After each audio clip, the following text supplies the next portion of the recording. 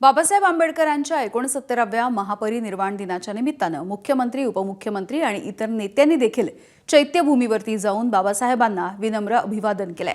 उद्धव ठाकरे यांनी देखील आज सकाळी चैत्यभूमीवरती जाऊन बाबासाहेबांना अभिवादन केलं।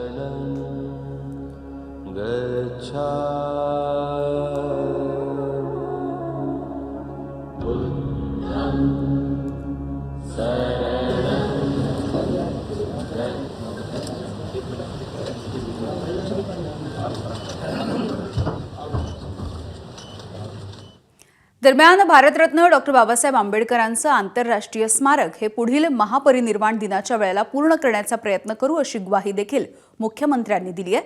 तर काँग्रेसचे प्रदेशाध्यक्ष हर्षवर्धन सपकाळ यांनी याच मुद्द्यावरून मुख्यमंत्र्यांवरती टीका केली। पुढच्या आपल्या महापरिनिर्वाण दिनाच्या पूर्वी शक्यतोवर आपल्या इंदू मिलचं जे स्मारक आहे ते स्मारक पूर्ण व्हावं अशा प्रकारचा प्रयत्न आपण करूया।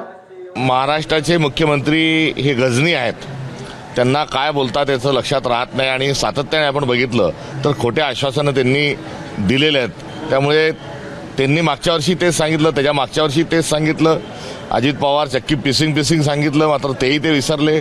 लाडक्या बहिणीचे 1,500चे 2100 करू तेही विसरले, शेतकऱ्यांची कर्जमाफी करायची तेही विसरले। अशी काही खूप मोठी शृंखला आहे, त्यामुळे ते जे सांगतात ते त्यांच्या लक्षात राहील की नाही यावर शंका आहे। एबीपी माझा, उघडा डोळे बघा नीट।